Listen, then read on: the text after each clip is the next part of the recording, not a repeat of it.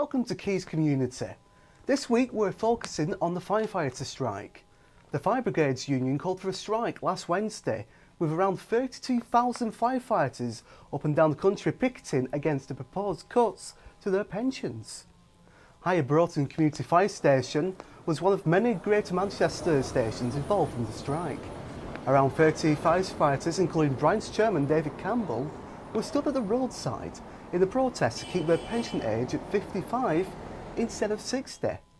Were you affected by the strikes? Do you support or oppose them?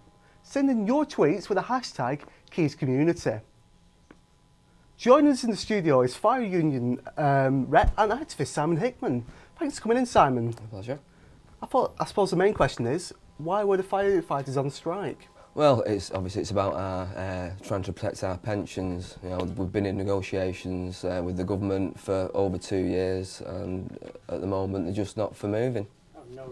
So, do you believe that strikes like this are effective? Do you think the government will listen? It's our last resort. I mean, it certainly goes against the grain for firefighters to strike, but when they won't listen to reasoned argument, we've really got no other route to take. What was the reaction from the general public to the strikes? It's been absolutely fantastic. We had lots of other trade unions come down to the picket lines, and you know the feedback from the general public who were passing was really good. It was encouraging for the firefighters because it is certainly nerve-wracking walking out them doors.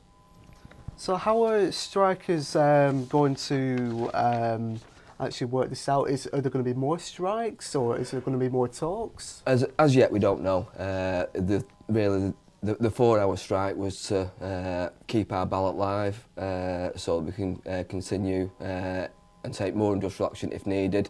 But the hope is that the government will come back to the negotiating table, but we're still waiting for that to happen. Well, the key word buzzing around Twitter was solidarity. Were all the firefighters in union?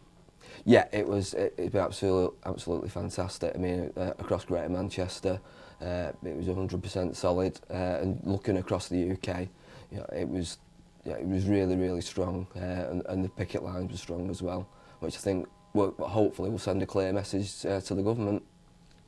Well, we've also had some activity on social media. It was a hive of activity during the strike, with many Twitter users showing support for the firefighters and some criticising them.